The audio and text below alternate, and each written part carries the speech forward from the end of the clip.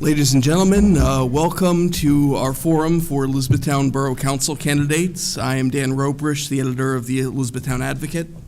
Good afternoon, evening. I'm Paula Knudsen-Burke. I write under Paula Knudsen, and you can pick up The Caucus, the newspaper that I write for, in the back. We're a weekly publication covering state government and politics. And this is our forum for Borough Council candidates. We have invited all the candidates in the contested races to come here tonight. Unfortunately, Christine Seitz, the Republican candidate in the first ward, said that she cannot make it tonight. I did tell her that if her conflict clears up and she's able to get here, she will be more than welcome to join us. But as of now, we do not have her, and we are not expecting her. So we have, in the first ward, we have Bill Troutman of the Green Party, Bill Troutman of the Democratic Party, and Tim Runkle of the Green Party. And in the second ward, we have Mary Alker-Endres of the Democratic Party and Neil Ketchum of the Republican Party. The only incumbent here is Mr. Ketchum. The first ward seat is open. It is to be the successor to Claire Dale Treese, who has decided not to seek re-election. Okay. Ground rules. So we will draw names from a hat to determine the order in which the candidates will answer questions. And then we will ask a question of the first candidate, who will have 2 minutes to answer. And then the other candidates will have 1 minute to respond. Then we will rotate through the candidates for who is the person who answers the next question. So, Paula, would you care to draw the names from the hat? I will. So the first, can everyone hear all right? Okay, good. And if you can't hear the candidates, make sure you wave or get their attention. You can bring the microphone down. So Ketchum will be first, followed by Troutman, Alker-Endres, and Say however. Can you say Enders? Enders, okay. And then Runkle will be our last. So that's going to be our order. And Dan and I are going to switch up questions. Go ahead, Dan. Okay, excellent. So for Mr. Ketchum, what, if anything, is borough government doing now that you think it should stop doing?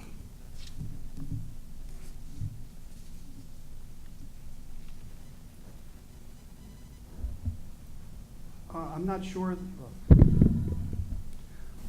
that there's anything specifically that borough government is doing that isn't mandated by the county or the state or the borough code, that isn't that's a service that I would like to see gone.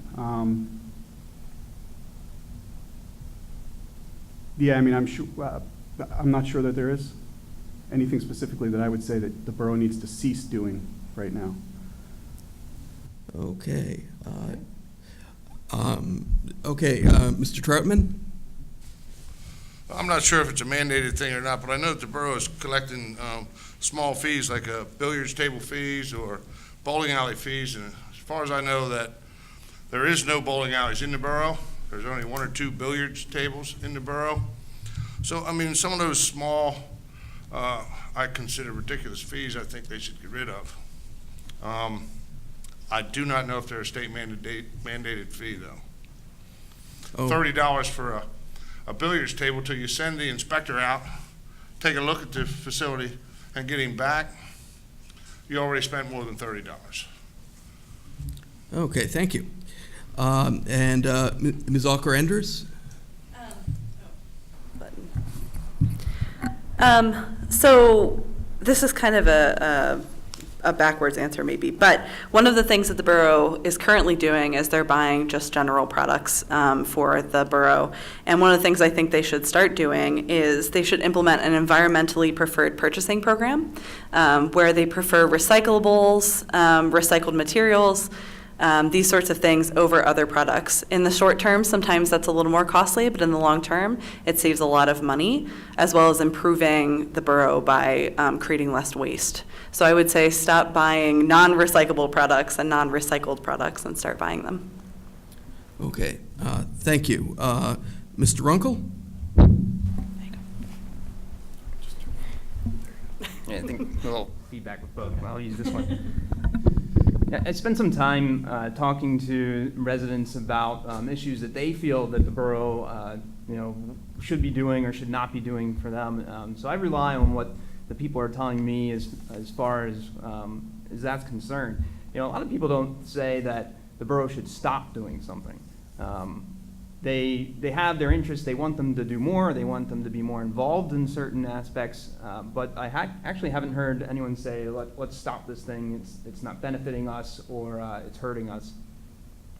Thank you. Thank you. Okay. So, Mr. Troutman, I'm going to switch the clock to 2 minutes.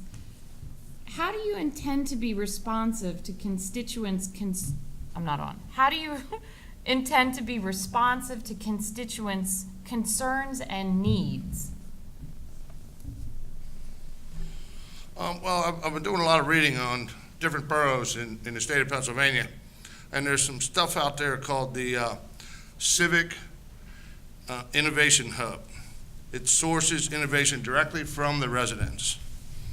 The practice has generated many incredible suggestions in other communities and other boroughs on things that the borough could be doing. It reflects the Borough Council's mission. There's a lot of intellectual ideas that can come from the residents of the borough. So I think that by opening up some kind of web page or a hub, that we can incorporate the residents of this borough with the Borough Council and probably make Elizabethtown a better borough for the residents that live here. There's 12,000 of us living in this borough. And if we can open up the door to get more ideas from the people who live in the borough, we can make this a better place to live. Okay. So we'll go to Ms. Ocker-Enders for a response. I definitely agree with that the borough needs to be a little more accessible. During my campaign for the last 8 months, I've knocked on over 400 doors.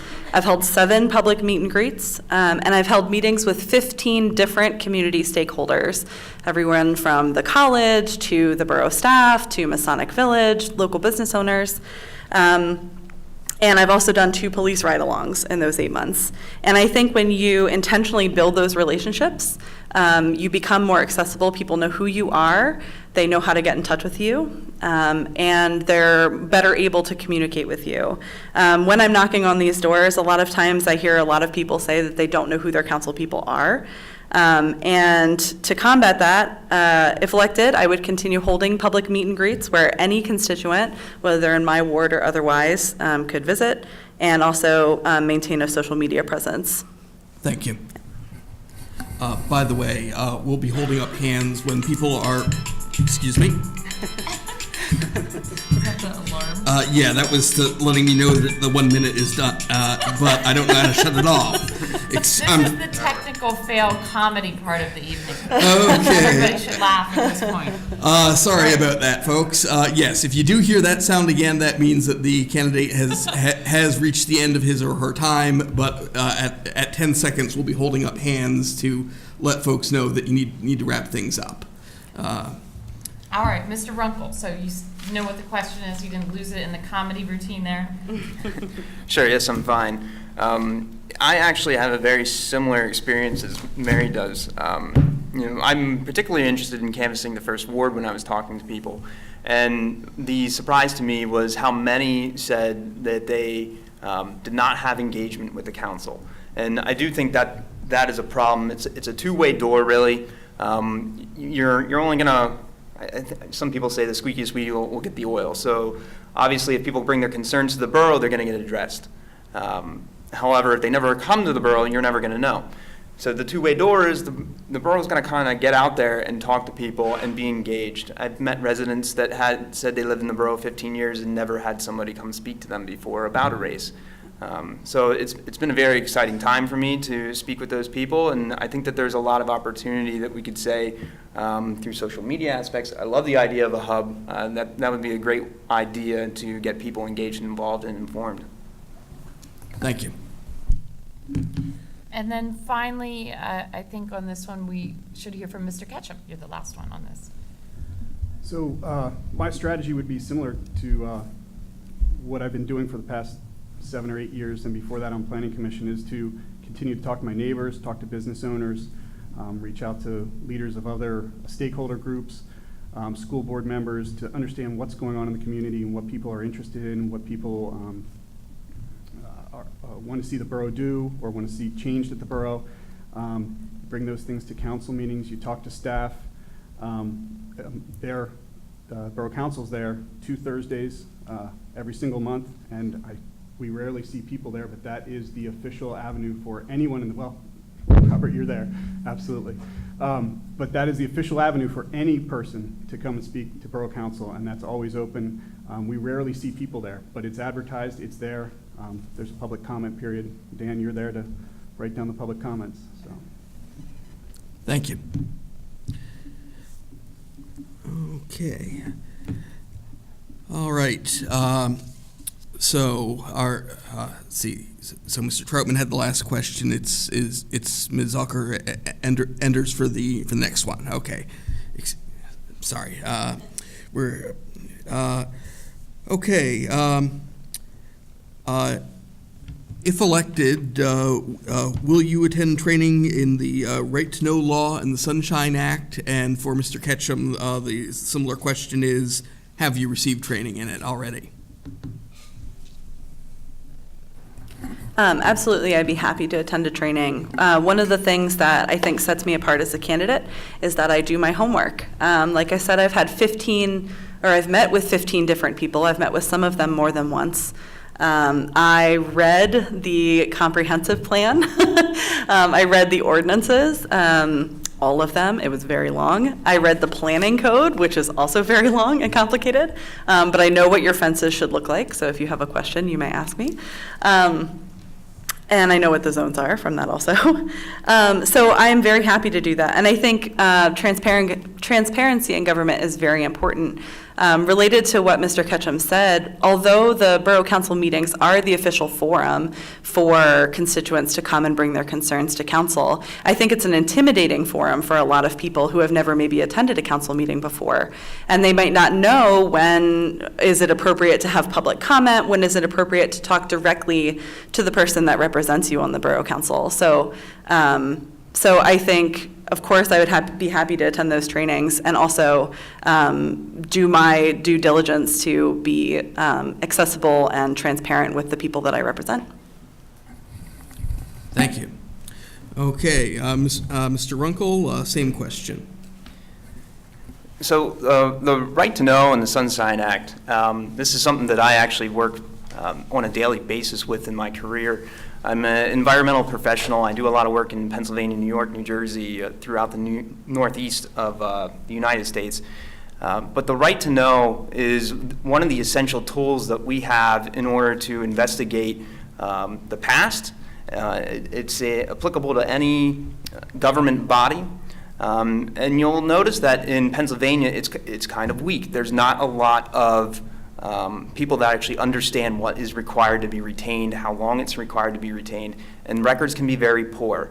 And that's one of the most tremendous tools that a citizen has available to them is the ability to recall the decisions that people have made. So yeah, I would enjoy more training on it because it's extremely useful for our citizens. Thank you.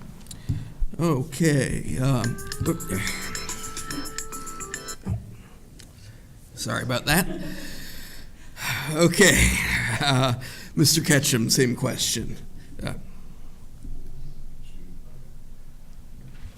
I'm familiar with the Sunshine Laws from having been on council and from reading In fact, Bill, some of the literature that the state puts out for borough council members, I'm not the right-to-know officer for the borough. We have a right-to-know officer who takes care of the right-to-know request. That does not go through council. So although council, I guess, should generally be aware of the right-to-know laws, I'm not sure that that's directly applicable to what council does in council's business, except for maybe record keeping, which again is done by the secretary and borough staff. But absolutely for sunshine laws, it's important for council to understand that, for candidates to understand that. I have read those laws and abided by those laws for the last 8 years and would continue to do so. And if there's additional training that's available, I would be willing to attend those trainings. Thank you. Okay, Mr. Troutman. I believe in all kinds of training.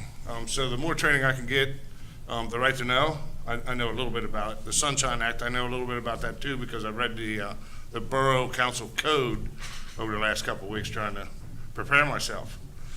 I'm a journeyman electrician. Right now I build smart buildings. So in that technology, it is ever changing. So you need to be ever constantly retraining and retraining and retraining. So the more training anyone can get in any field, the better you can do your job. Thank you.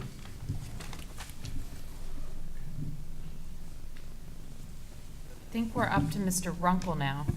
So I think everyone knows we've been through some polarizing times with a really major election last year with the presidential race.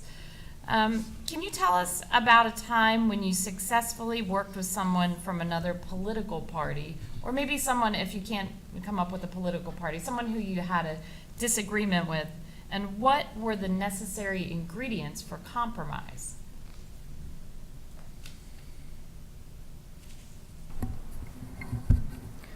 This is a little easy for me because as a Green Party member, and which is a minor party, we have a lot of struggles with actually connecting and finding common grounds with other political parties. And I say that because people are a little bit hesitant to reach out to us because we're considered on the far side. I actually find it to be extremely enjoyable because you have to approach your conversation from a completely different angle because you know that the majority of the time you may not agree with people. I work a lot with petitioning, canvassing, getting candidates on the ballot for our state Green Party. That involves working with a large variety of other minor parties on common causes.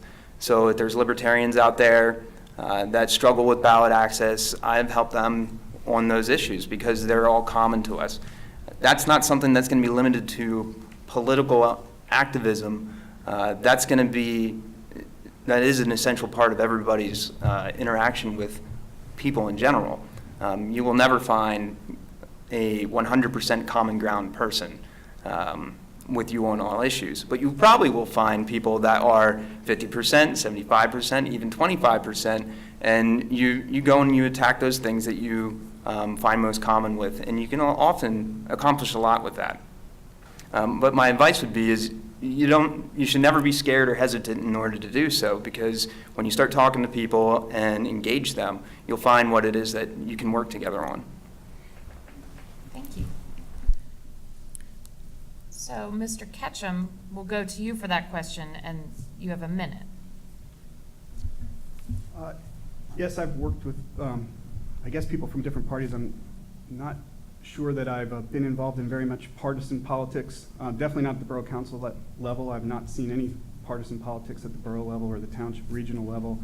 To say there's a lot of Republicans, not a lot of other parties. So, but I have to say that even in speaking to school board members, family members, other people of different parties, I'm not sure that partisan politics really is in play in local government, and everyone, I assume everyone up here, at least the people I've spoken to, are here for community service. That's what you're doing, and there's really not a red and a white community, red-blue community, green community.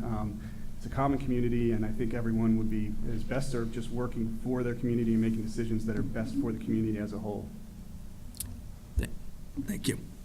Mr. Troutman. The best answer I can give you on that is I've stood as a poll greeter for the last 20 years. So at those polls, I tried to persuade the other party to change their mind and vote for the political candidate I was pushing for. To actually have worked for a political candidate, I can't say that, but I did stand in front of the polls and do the best I could. But I agree with Mr. Ketchum here at the borough level. None of us are really here as a Democrat or a Republican or the Green Party. We are here to make our borough a better place to live. Okay. And then finally for Ms. Ocker-Enders. I am going to echo the same sentiments everyone else pretty much had, which is that you find common ideas between people. And what I have found a lot of times, unlike Mr. Ketchum, as a Democrat in Elizabethtown, I do deal with people who don't share my political party quite a lot. But a good idea is a good idea, and it really doesn't matter who it comes from or what party it comes from. If it's an idea that's going to help the borough, if it's going to help the community, if it's going to help my neighbors, then I'm all for it. And I'll say too that when you talk to people of, opposing parties or different parties, you find a lot of times that you share the same values. So even if you share if you differ on the way you get to the ends, you share the same values, which are making sure that your neighbors are happy and safe and prosperous. So. Just clarify something. Go ahead. Certainly.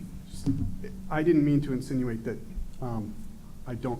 that there aren't any Democrats, or I don't speak to any Democrats. I guess what I meant to say, and I probably was very inartful about it, is I haven't found Democrat and Republican or Green Party issues at the local level. So not that there aren't people. Obviously, there are Democrats and Green Party people and Republicans as well. So Thank you. Thank you.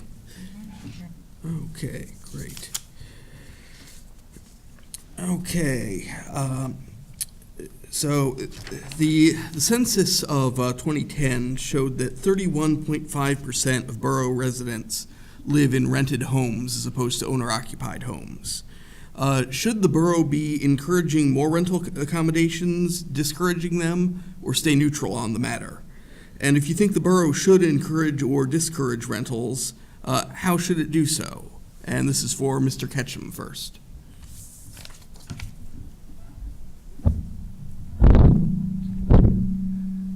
So I'm not sure that the borough should be jumping in and picking which properties should be rentals, which properties should not be rentals. I think that it's incumbent on the borough to set in motion a sort of a playing field that has a diversity of housing types and housing costs to accommodate people at all different income levels. We need to make sure we've got that diversity of housing because that's what really makes the community work. We want to have people able to live in Elizabethtown at all different income levels.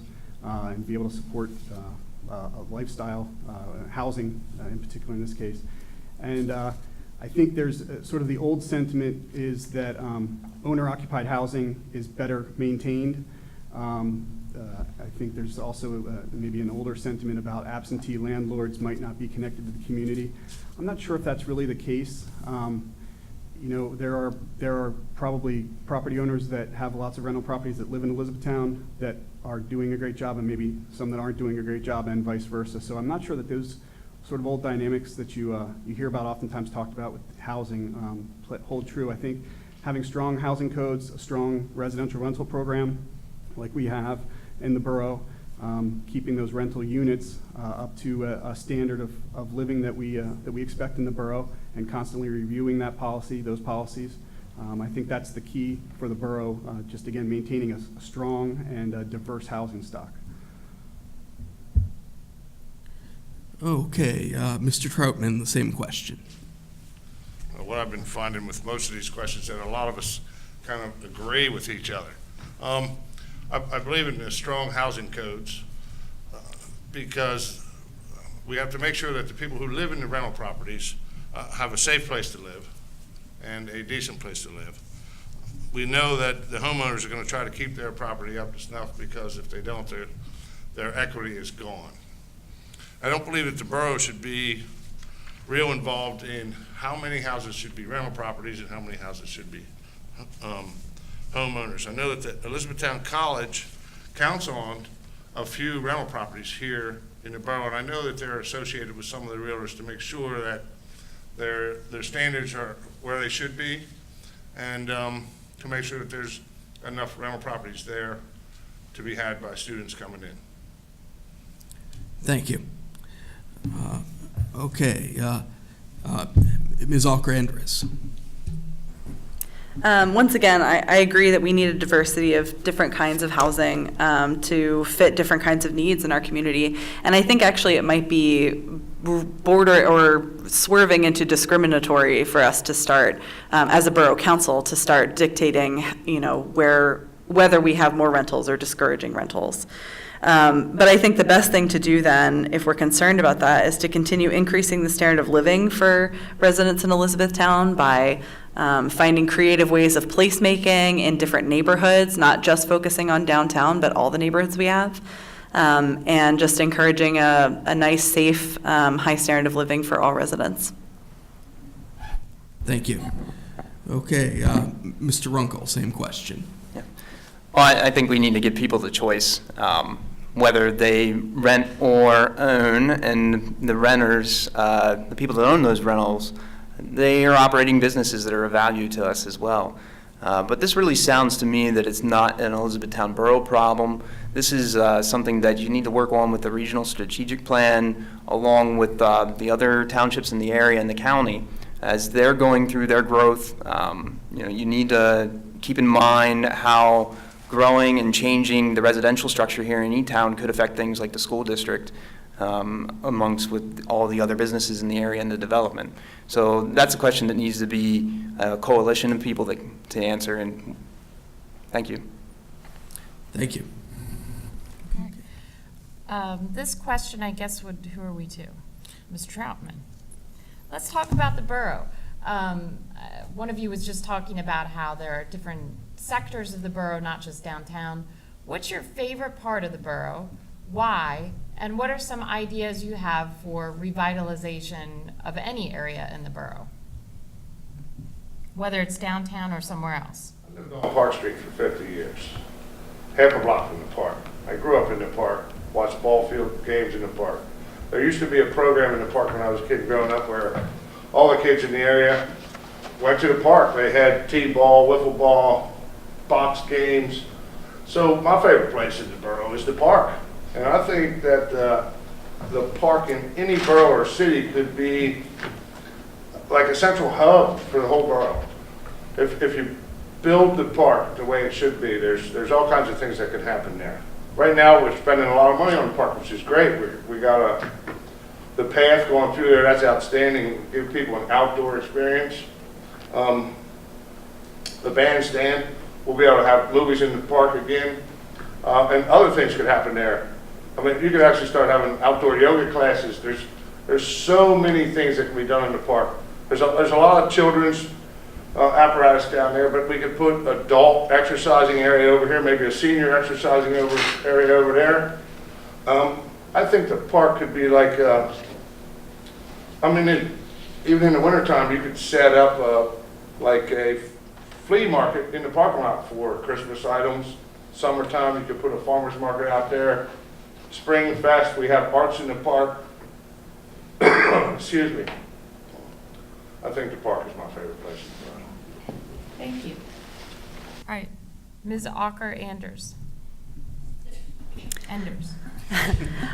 So my favorite part of the borough is my neighborhood. When I was looking at houses, my husband and I, we looked at maybe 30 houses. And when we came to the house that we ended up buying here in Elizabethtown, our neighbors all came outside. We were still looking. We hadn't decided to buy it, but all our neighbors came over and told us where to park when it snows and, who lived there before and who all the neighbors are. And we had an open house when we first moved into our home because all our neighbors were coming over and wanting to talk, and so we wanted to encourage that. So I love my neighborhood, and I think most neighborhoods in Elizabethtown are like that. As far as revitalization goes, I think there's a lot we could do while still being good stewards of our resources. Things like pop-up events in the square. We can do public art initiatives, which I would really love to see here, and really make Elizabethtown a destination in and of itself and not a place that people drive through between destinations of Lancaster and Hershey.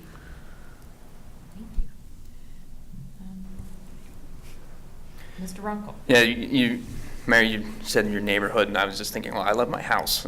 This is a first house for me in Elizabethtown, and it's really where I'm settling my roots. I have a lot of pride in that building because of the age of it and how it's been maintained, and I do think that settling down there is a strong commitment to just bringing up my family in the area. Now, it's on Poplar Street. It's pretty close to downtown, so I spend a lot of time on foot. And that's another reason why I really like that area, is because it's completely walkable.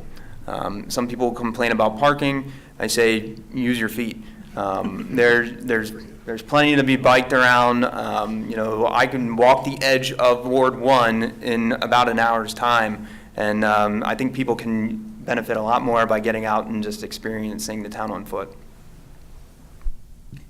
Mr. Ketchum. I'm not sure that I have a favorite area. I'm trying to compete with Bill here. I've only lived in Ward 2 for maybe 42 years. No, I don't have 50.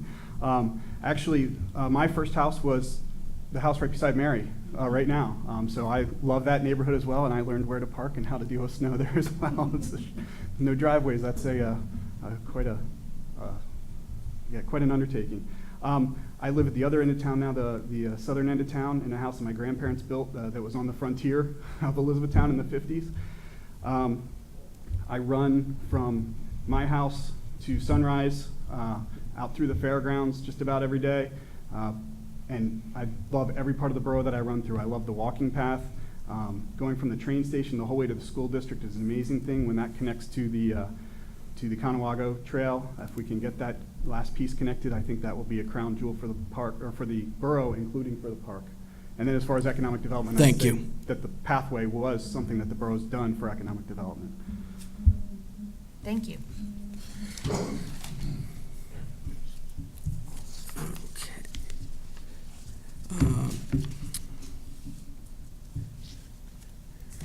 Okay. All right. So starting with Mr. Troutman, a Pennsylvania State Association of Boroughs 2016 resolution authorized the association to seek legislation to revise compensation schedules for elected borough officials. Elizabethtown currently pays borough council members $270 a month, which works out to $10 a year less than the $3,250 permitted by state law. Do you believe that borough officials' compensation should be revised?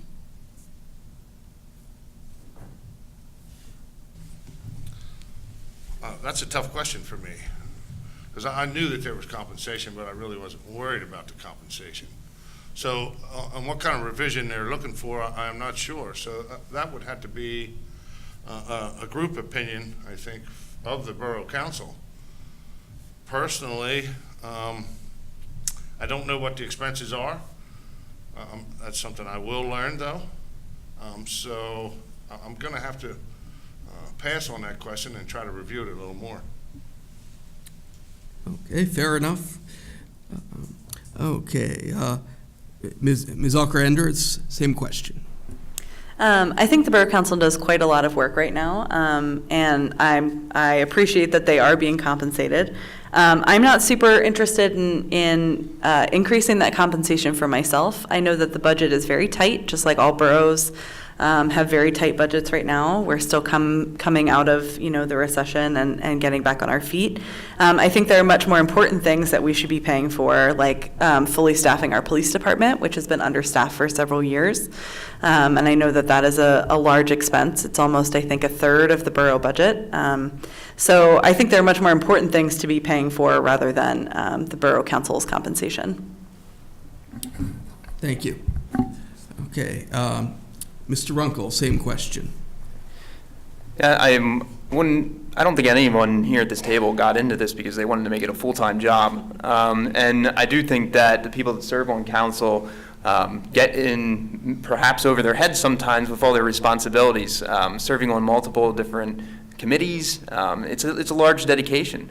If they wanted to do a reduction in pay, I think that's something the community should ask of them.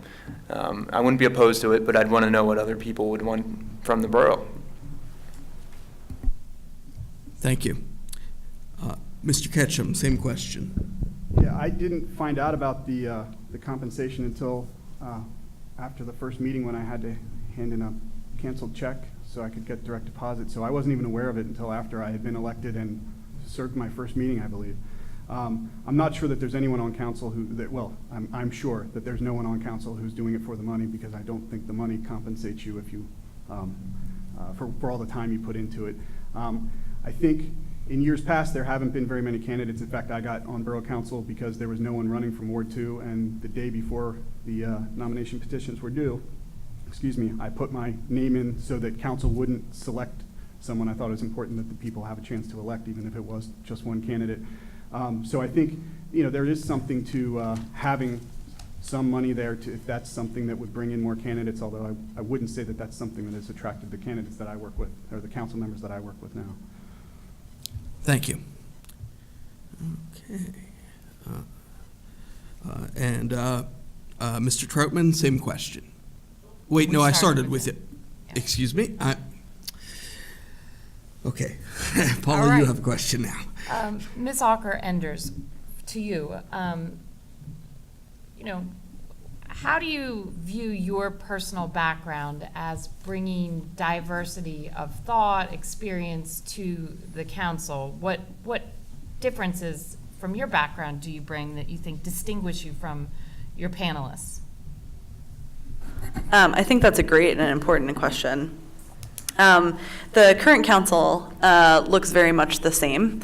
It's currently 6 Republican men, all of whom in their last elections were elected just like Mr. Ketchum, kind of by default because there were not other candidates that ran against them. As for myself, I'm a former entrepreneur. I ran a doula business and a childbirth educator business.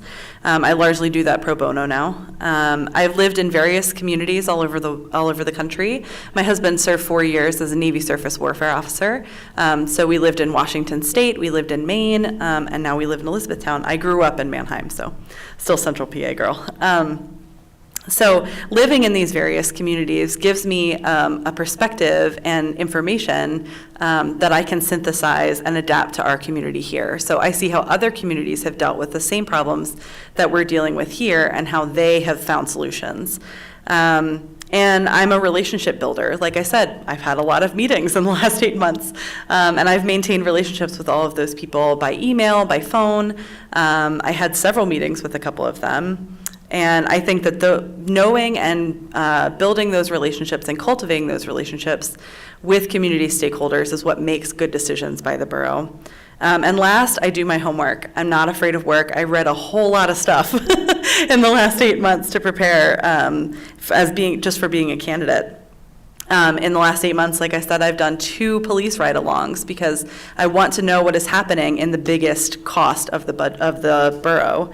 And I'm very happy to spend the time and the energy that it takes to do creative problem solving. Yeah. You have 12 seconds left. Do you want to tell everyone, you mentioned you were a doula. Oh, For those folks who sure. don't know what that is. A doula is like a childbirth assistant. So I work with families to help them prepare for having children, and then I help them through labor and early infancy. So, Thank yeah, you. Sure. All right. Mr. Runkle. The question again, please. Sure. What in your background, hang on, I have to stop the timer. What in your background, what experiences do you bring that will distinguish you and allow you to serve as a borough council member that's perhaps different from one of your fellow panelists? So your personal background, what do you bring from your experiences?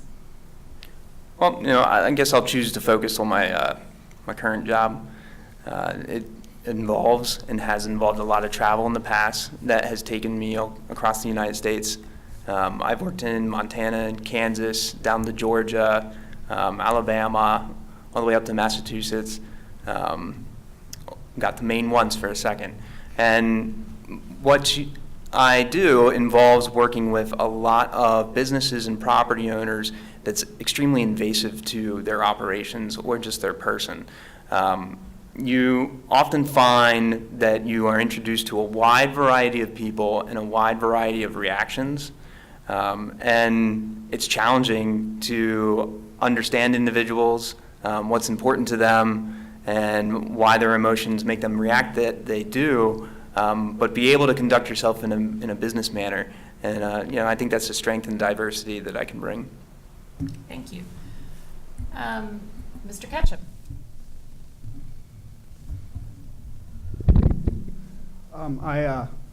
Well, can you repeat the question just so I make sure? I I'm think we're all, paraphrasing it Yeah. each time here, but basically, what in your background do you bring to the table that distinguishes you from the rest of the panelists? right, well, and with my job, I'm an environmental consultant. I have a graduate degree in a technical field, a scientific field. I'm a geologist. So that is a relatively unique background on Borough Council, to have a strong technical background. Doing environmental consulting, have an understanding of water supply work, which now has been delegated to EWA. But the sanitary sewer work, the MS4 work, all those things, that's all jargon for my job, I apologize, but the wastewater and the stormwater management type things, that's all in my normal everyday job. Thank you. Oops. And Mr. Troutman? I think that the most diverse thing that I can bring to this area is that I am a IBEW union electrician. I've sat as an executive officer in the IBEW for 9 years. I currently sit on the United Labor Council of Lancaster County, negotiated numerous contracts, and I'm very versed in construction activity. So I've sat in a few town council meetings where there was questions on some of the construction things that were taking place, and I really wish I could have spoke at the time when I was sitting in the meetings, because I knew what was going on and what was taking place, but I really couldn't help them out. So I think I could really give them a whole different look at how we can unite and diversify at the same time. Thank you. Thank you.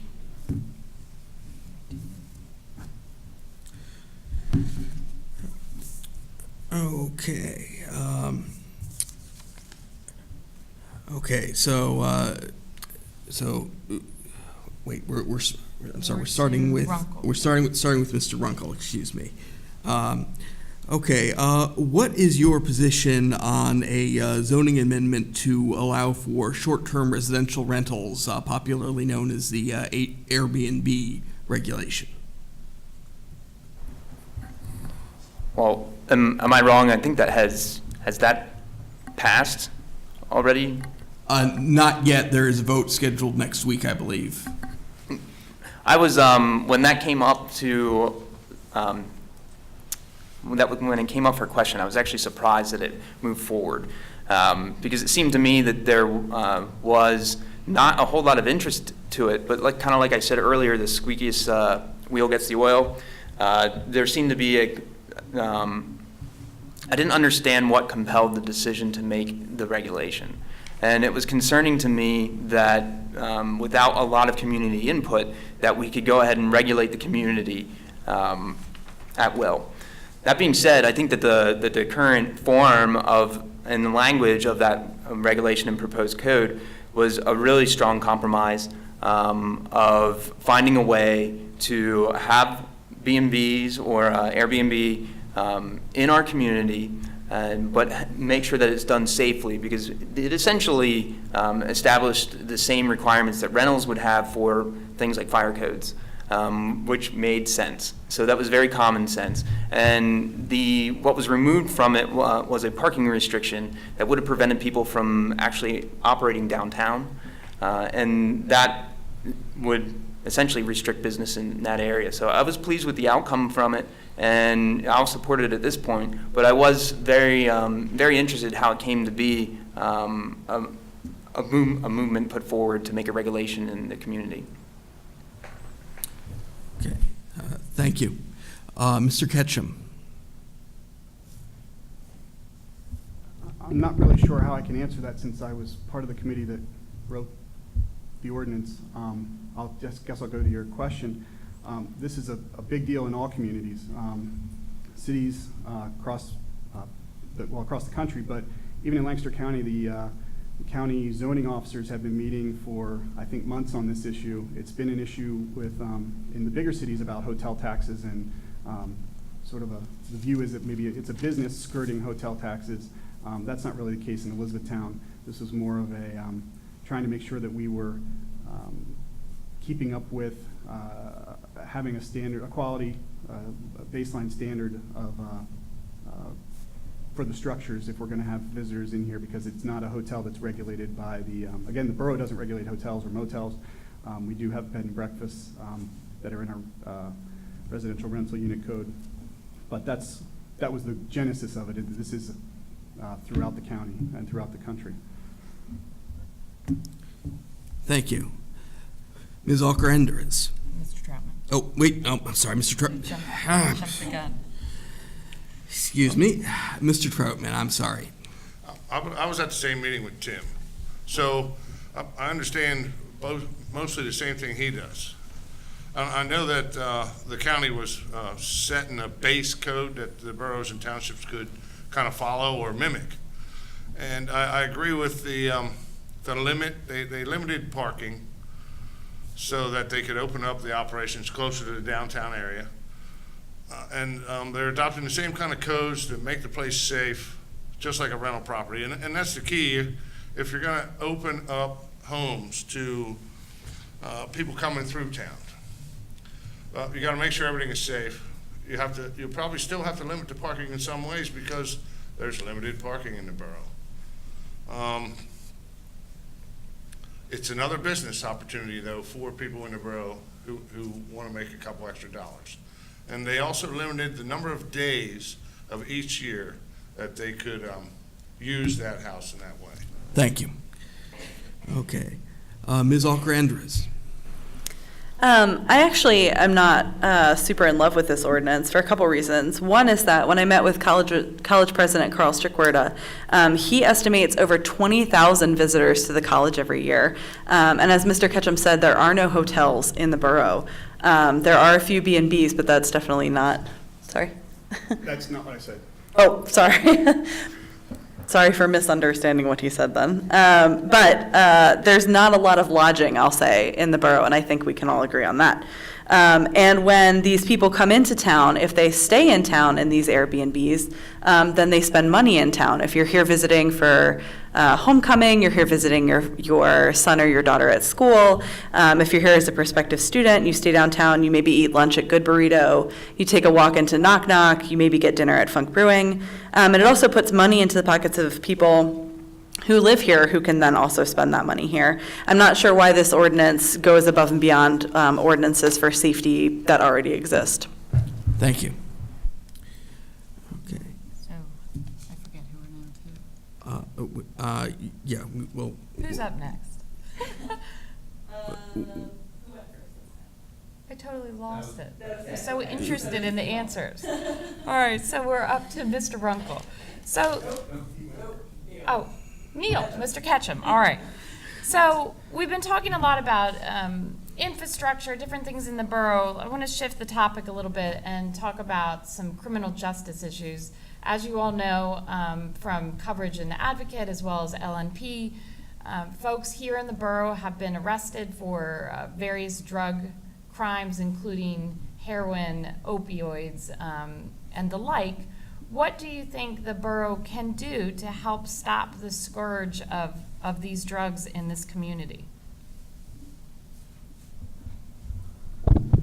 Well, as everyone's aware, the opioid crisis is a complex problem, and the borough government is only involved in a portion of that, and mandated to be in a portion of that, and that's the public safety portion. We do have that mandate. Whether or not we can extend to other things, I guess, is up for debate. But so our primary responsibility in that forum is to provide for public safety, which is policing.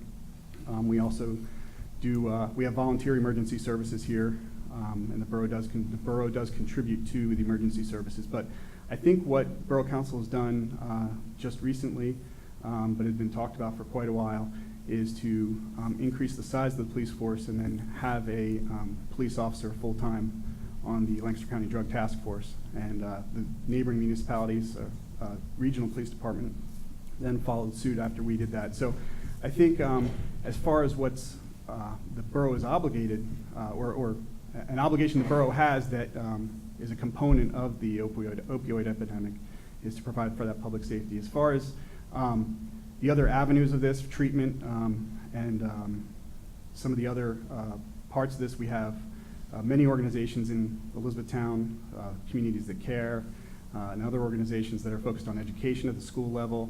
We have many treatment systems. We have Council of Churches and the Hub, and many, many groups that are overlapping and trying to help provide the treatment aspect of this.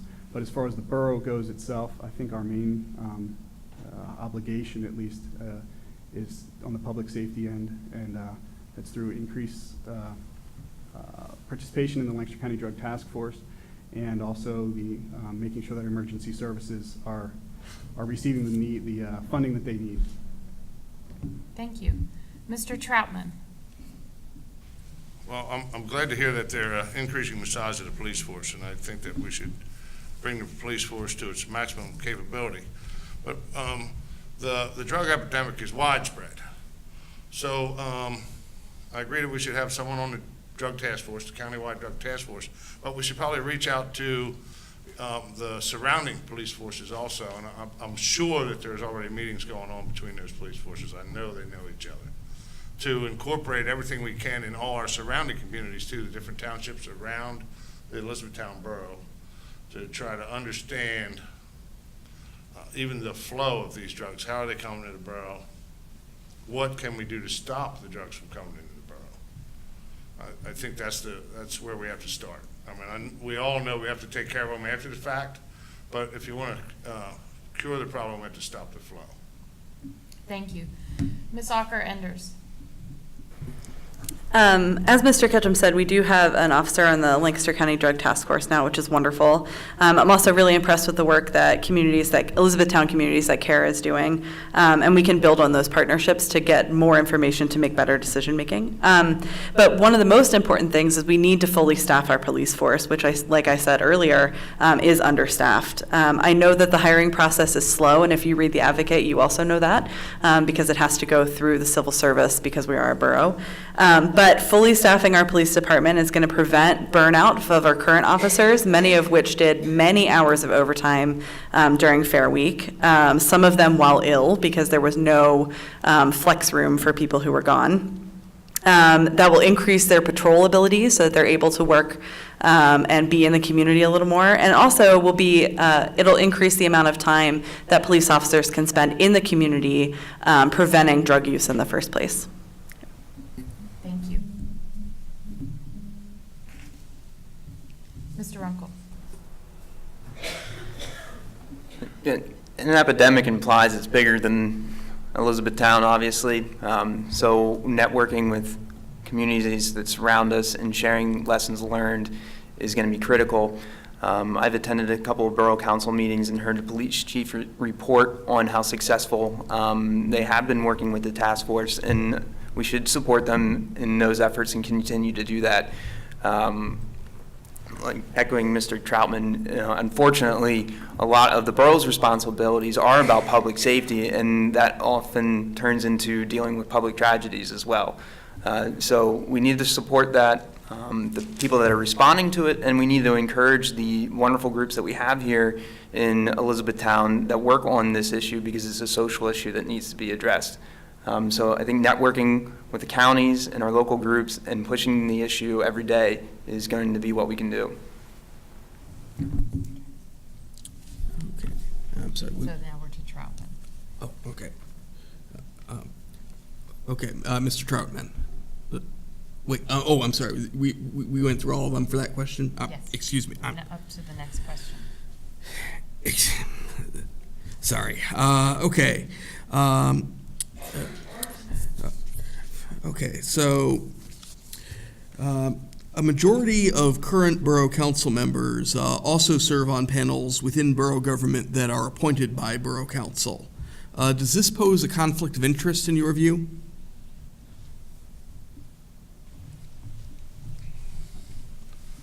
I'm a Boy Scout leader.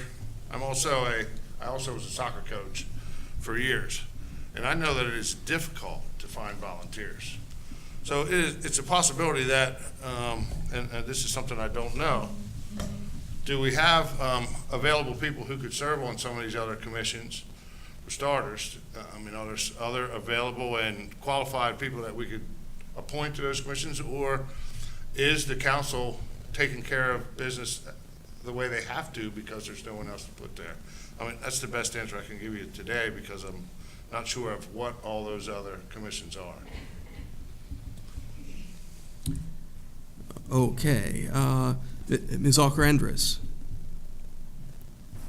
I definitely understand that there is a lack of volunteers for some of these positions. I do think it is a little troubling that the same 6 people are, I think, and Mr. Ketchum might be able to correct me, but I think 4 current council members also serve on boards and authorities in the borough.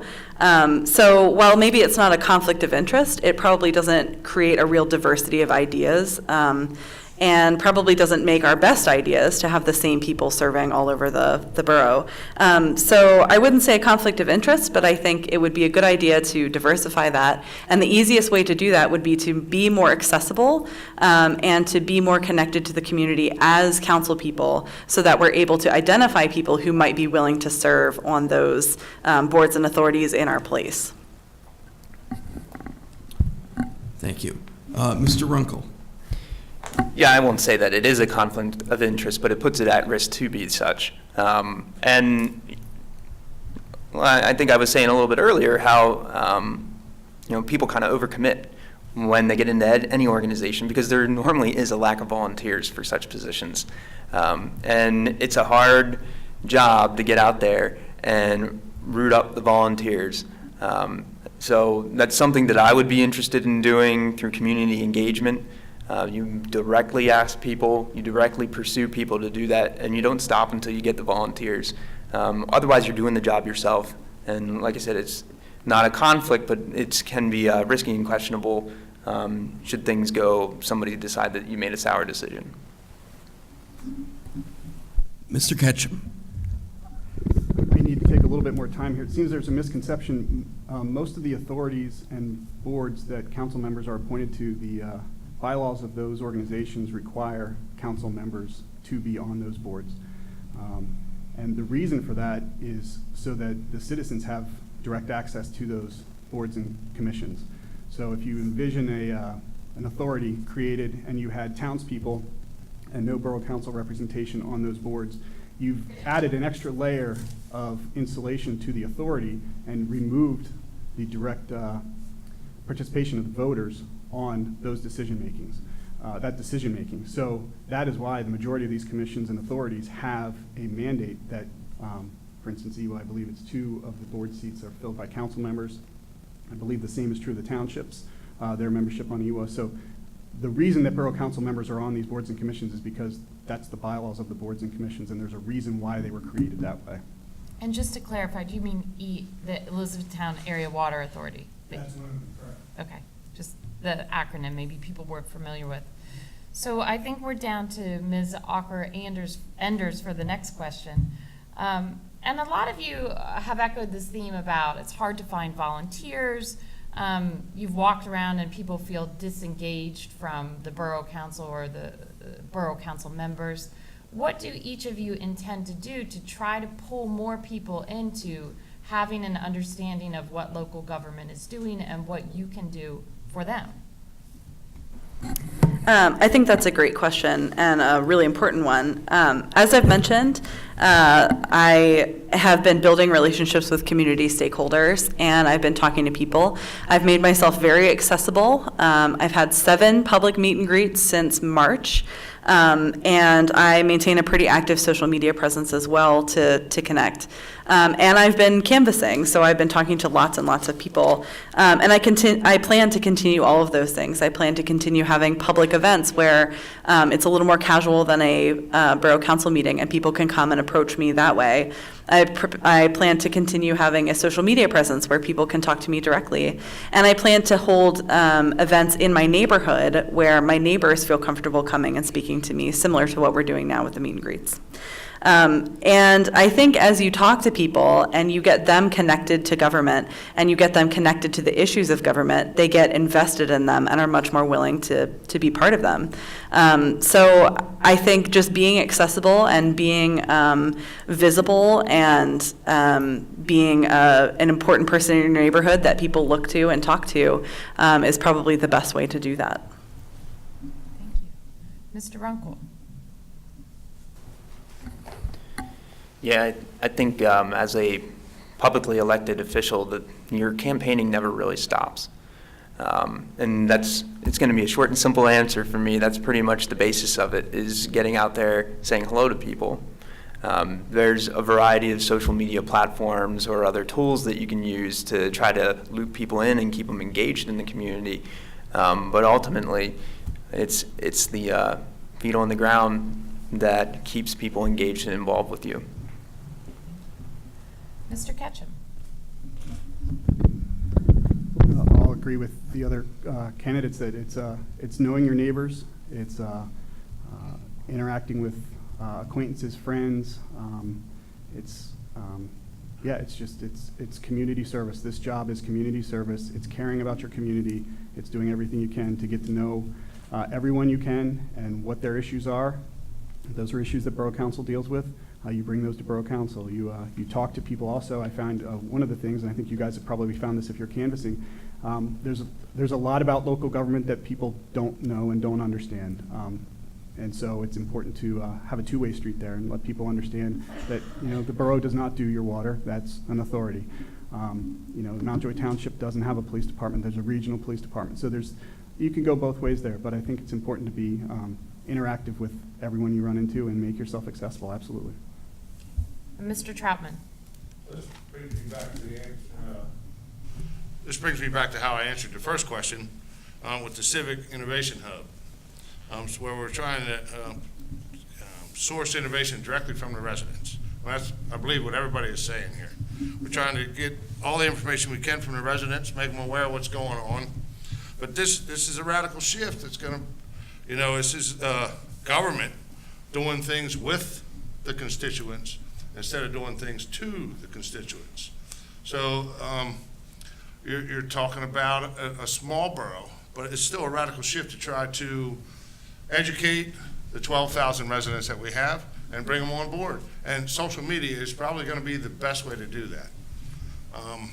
Maybe a post, some kind of post for the elderly, because they aren't as many on social media as the millennials. All right.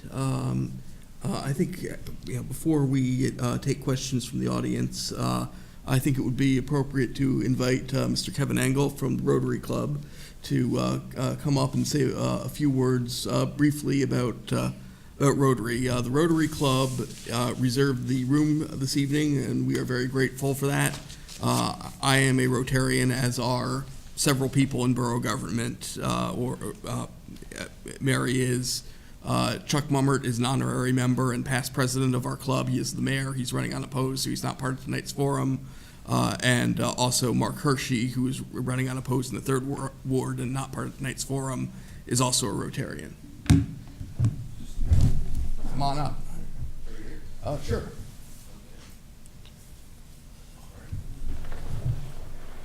Well, it's we're proud to be co-sponsoring this forum. Rotary is an international organization that is the first and largest service club organization in the country. We are one of 2 non-government entities that has a seat at the United Nations. Our motto is service above self. We brought up the 4-way test here, which is a motto that we all kind of espouse, and it's a good model for all of us. Is it the truth? Is it fair to all concerned? Will it build goodwill and better friendship? And is it beneficial to all concerned? We're proud to be helping to sponsor this, and we're glad that we can partake in this forum. Thank you. Thank you. Okay, at this point, we'd like to start taking some questions from the audience. Anyone in the audience who has a question for the candidates, please come on up to the microphone, and we'll be happy to hear it.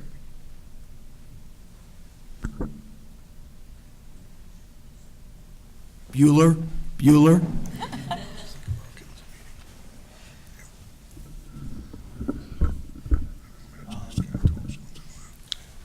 I've been involved in government over the years, not in serving, but in the capacity of praying for government. I think our communities do better when we do pray for those in the leadership. The Apostle Paul said, I exhort therefore that first of all, supplication, prayers, intercessions, and giving of thanks be made for all men, for kings, and for all that are in authority, that we may lead a quiet and peaceable life in all godliness and honesty. And I can honestly say that that's been my motivation for over 40 years. I have prayed for presidents and seen my prayers answered, and I have prayed for presidents and seen my prayers not answered. Of course, that's the highest level of government, but I try to keep my prayers on a local level. I appreciate the fact that you mentioned Dr. Carl Strickwerda. I think it's important that we pray for presidents of colleges. I know Caroline Lavani. She's both on the board and out at the college. And I have gotten to know Michelle Balliot and George Longridge. If you're concerned about your community and you're praying for people, hey, I pray for you, Dan. You're my gumshoe reporter. So one of the ways you can connect with those in authority, and it took me a lot of years to learn what authority is. I taught my 4 children this. Authority is the right and the power to command, to enforce laws, to exact obedience, to influence, and determine and judge. It's an adjustment to learn how to respond to authority appropriately, but I do believe that we as citizens have a responsibility to support you and encourage you and pray for you. Thank you.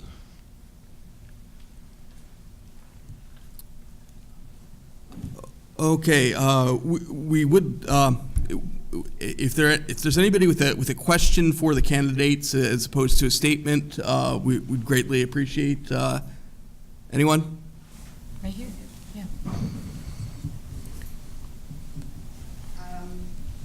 My name is Christy Burchette. I've lived in Elizabethtown for 5 years. I moved back here after many, many decades away. And it's a question about rentals. So prior to moving to Conoy Crossing, where I owned my house, I was living in a rental townhouse community here in Elizabethtown. And the owner and builder of the townhouses is someone who has a lot of townhouses, including our Conoy Crossings. One of the things I've noticed, and we were speaking about codes, they're not meeting building codes. And I have made the borough aware of this and wanted to know, what are we doing to look into the rental properties to make sure that people are living with their families in houses and townhouses that are up to local building codes, current local building codes, not 10 years ago building codes. Okay, so is that? Yes. Okay, so I'm gonna take moderator's privilege here and start it with Ms. Ocker-Enders, and I'll give everyone a minute on that. Thank you. So what are we doing on codes, keeping properties up to code? Sure. It's my understanding that I think in 2006 or 2008, I can't remember exactly which year, the borough adopted a rental housing program where rentals in the community are regulated, they're inspected on a regular basis, and they're also inspected by request.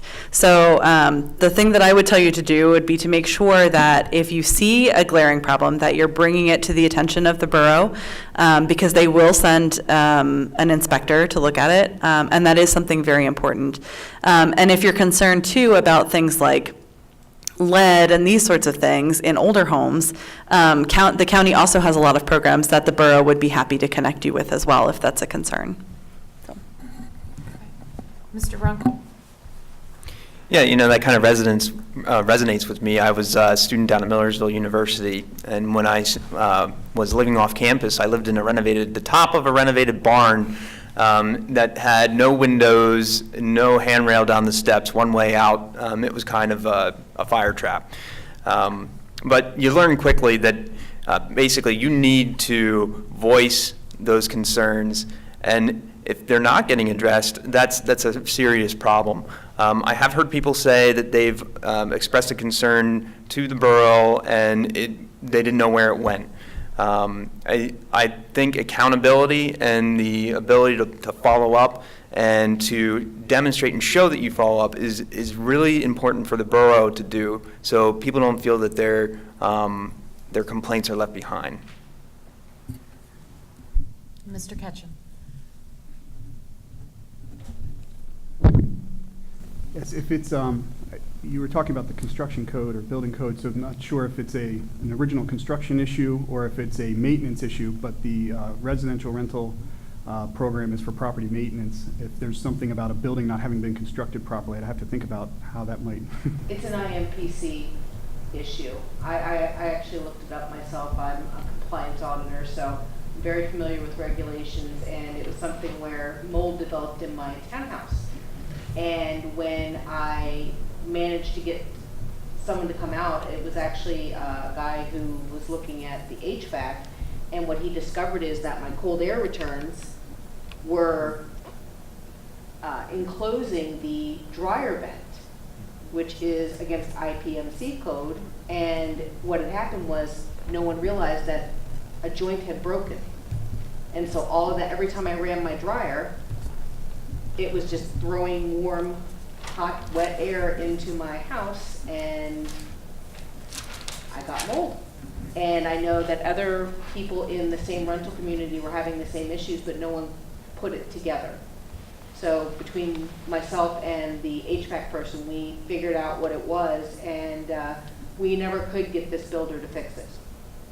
And the townhouse community I bought from has the same builder, and the same issue was found in the townhouse that I bought. I made them correct it before I bought it, but I'm pretty sure it's probably a pretty standard practice of this builder. And the borough was aware of it. So you have 30 seconds left if you wanted to add anything on to that. Yeah, I'm not sure that I could comment, not knowing any of the specifics about who you interacted with, but I do know that the borough is committed to responding to these things. And again, not speaking to anyone, I have no idea who you spoke to or where it went, but I'd be happy to look into it. But it is important that to the extent these are borough issues and regulated by borough regulations, that we follow up. And I think that we have a dedicated staff, an incredible staff, and I would be surprised if there's not maybe a misunderstanding or maybe there's something else going on here. So. Thank you. Mr. Troutman. I did a radio show with E-Town College a couple weeks ago, and one of the questions happened to be building codes. So let's start with a definition. Building codes are sets of regulations governing the design, construction, alteration, and maintenance of structures. They specify the minimum requirements to adequately safeguard the health, safety, and welfare of building residents. All building codes reviewed contain a grandfather clause, which means if a building conformed to the code in force at the time of construction, then the latter codes do not apply. I kind of disagree with the end of that. I mean, I'm not saying that we got to take our 6-inch risers to the new 8-inch risers on a stairwell, but I think we have to go back as a borough and take a look at fire codes, second, access to get out of the house, and make sure that nobody in the borough has health issues or injuries. That's to make sure everyone's awake. We have about 15 minutes left, so anybody in the back of the room who was sleeping and would like to get a question in, hopefully you're awake now. Yeah, absolutely. Oh, here we go. She woke up. Waiting to see if anybody else has questions. I have a pretty straightforward question. I just want to know where each candidate stands on backyard chickens. I know that's been brought up many times. I was told that when I went to the borough office to ask about backyard chickens. I know it's been brought up numerous times at the council. So I'm just curious to hear where everyone stands. So we'll start with Mr. Troutman, and it is, what's your position on backyard chickens? Backyard chickens. Okay. Well, we're in a farm community, and we know what the avian flu is. So if you're going to bring chickens into the residential area, we got to make sure that there's some kind of guidelines so that we don't bring in avian flu or any other diseases or bacteria that could affect the health of the residents in the community. So I eat 2 eggs every morning though, so those fresh eggs are really good. We'd have to look at that a little closer to make sure that we can come up with some kind of sanitary way for people to have chickens in their backyard. All right, Mr. Ketchum. This was brought up on Borough Council actually in the months before I was on council, but I was attending meetings. And there's a great Chronicle article, I believe, that has a description of one of Borough Council members imitating a chicken, I believe. But it's like all the other zoning rules and regulations, it's a balance. When I left the house tonight, my youngest told me that he wants chickens. And I said, you know, Jack, you don't eat eggs in the morning. He said, no, but you and Mommy do. I think we need a chicken so I can play with it in the house. And so that opens up a whole lot of other issues. So backyard chickens, if we'll limit it to that, not house chickens like my son wants. It's a balance. So my recollection of that, and it's been 9 years or so, was that the majority of people who came out and spoke recognized that this is a modern a modern way of raising chickens, and it's being adopted a lot of places, but there were more people opposed to it, and the downside. It's a battle where that line is, where one person's rights and freedoms are versus where the next person's start and stop. So Your egg timer's up. yes. All right. I couldn't help it. Mr. Runkle. Well, I'm a big advocate for community-based economics and sustainability. Having chickens or livestock of some size at your residence is kind of a smart idea to me. But I will tell you, I have a small Pomeranian, and that thing barks like crazy, and I have problems with some of my neighbors because my dogs bark. You may have that problem with chickens too. So it's, like you were saying, Mr. Ketchum, it's a balance. How to form that out, but I'm sure it could be managed with things similar to like how we do coding for grills or fireplaces, setbacks, certain requirements would obviously need to be in place to manage that process. So basically the game rules are clear.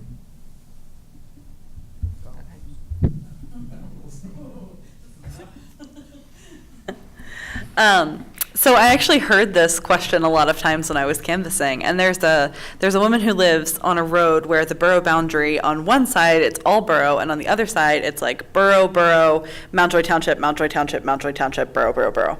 And she owns one of the homes that is in Mountjoy Township. It's right across the street from her home, and she is allowed to have chickens there.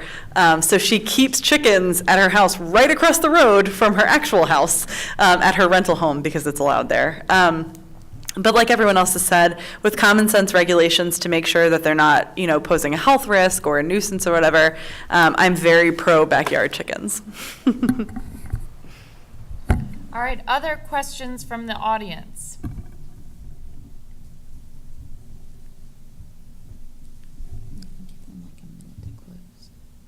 That sounds like a good idea. Oh, Oh, here we go. great.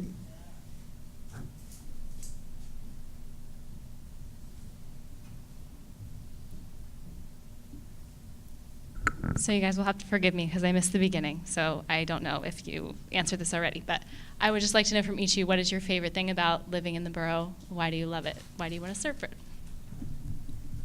I asked them what their favorite place was, but I didn't ask them what their favorite thing was. So that's a good follow-up. So we'll give each of you a minute, and we'll start in the middle with Mr. Ketchum, and we'll go to your right.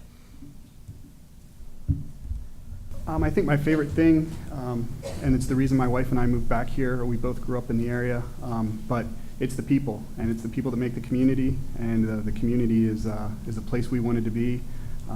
This is before we had children, but definitely when we were going to raise our children, we wanted to be in an area like this, and when we came back, it was everything we remembered and more, but I think it's the people in the community, the business owners, the people who live here, that make this town what it is. Okay. Mr. Runkle? I really like the location. We're ideally placed between a lot of larger cities and towns here. And other than the location, I like the size. You still get this kind of small town feel. It's not a tiny town, but you know, it is not the large town. So we have accessibility to resources outside of what a small town can provide us because of our location, but we still have that feel of a smaller community. I'd also say the size. I grew up in Mannheim, which is a similarly sized town. I went to college in Annville, which is a similarly sized town, maybe a little smaller. When my husband was in the Navy, we lived in Mukilteo, Washington, which is a similarly sized town. And then we moved to Brunswick, which was a similarly sized town in Maine. So I love this size of town. I love that people get to know their neighbors, and that you get to know the business owners so that you're invested in the places and the people of your town, that people are buying from their friends, from their neighbors, they're keeping their money here. And I think Elizabethtown is really on the cusp of being a destination in and of itself, and again, not just a pass through from one place to another. And I think there's a really good amount of momentum right now in the community to make this an even more attractive place to live than it already is. And Mr. Troutman? Well, I'm on the tail end of the baby boomers. I grew up in this town. I've been here my entire life. So this is probably the best town in the world. I haven't traveled to all these other places. I mean, I've visited them, but I've seen a lot of my friends go off to college, go off to the military, decide they want to go to Florida. And you know where they're all at now? Elizabethtown. So for some reason, everybody comes back to Elizabethtown. So I just never left. And like Tim said, York, Lebanon, Harrisburg, Lancaster, less than 2 hours to Philly, less than 3 hours to DC, 4.5 hours to New York, 3 hours to any shore destination you would like. I think it's the greatest town in the nation. All right. Okay. So 1 minute closings? that sounds good. Okay, well, as we wrap things up here, we'd like to offer everybody 1 minute for a closing statement. And we'll start, I guess, with Mr. Runkle, since we're still in the middle, and then go to your right.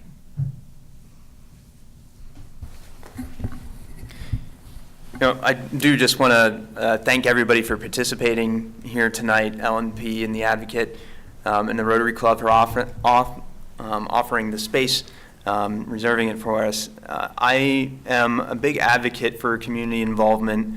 I am really passionate about this, and I do see myself being involved in one means or another through local governance here in Elizabethtown.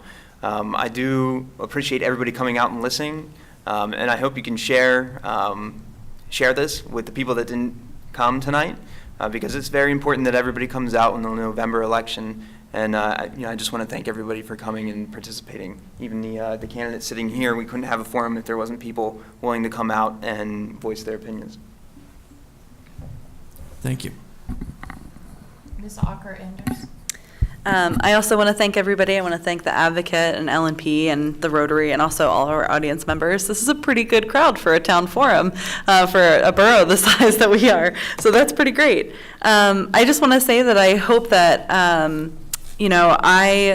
I think it is time for our Borough Council to show us the future and not look the same as it has for many, many years. I think it's time to have leaders who cultivate relationships with community stakeholders, keep their ideas and perspectives in the decision-making and with their neighbors for the same reasons, so that you and your neighbor who know intimately who represents your interests and how to easily contact them with your concerns. And I think it's time for engaged leaders that have the time, the energy, and the commitment to proactively seek solutions to problems and to find ways to improve our community in a way that is forward-thinking while wisely using our resources. Last, I believe I'm the best person for this job, and I hope that from this forum that you believe that too, and I hope that I can count on your vote on November 7th. Thank you. Mr. Troutman? I'm going to repeat something I said twice already tonight. I believe that the residents of Elizabethtown, there's 12,000 of them out there. There's very few lots left. All the houses are full. I believe that there's a lot of intelligent people out there that have a lot of good ideas on what they want to do with their borough. And together, hard work will pay off, and we can make the borough exactly what we all want it to be. I'm going to close with something I have on my door hanger.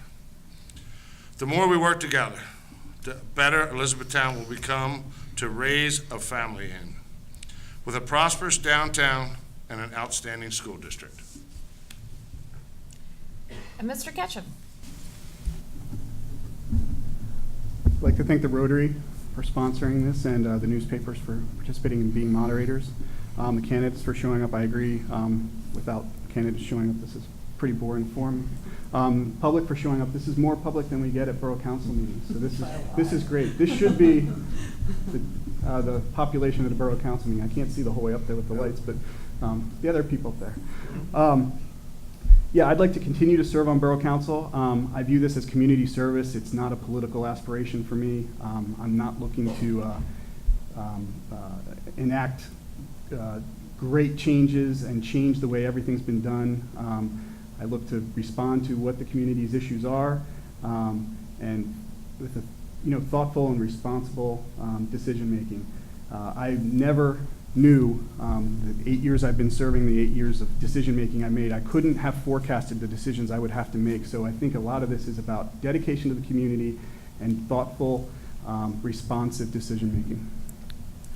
Thank you. Well, ladies and gentlemen, it's been great to have so many people come out here tonight. It's been wonderful to hear what the candidates have to say. Please be sure to get out and vote if you are eligible to do so. And I'll be sticking around a bit after. I believe Paula will too, for anybody who wants to greet us, have anything to say. But other than that, good night. Thank you for coming.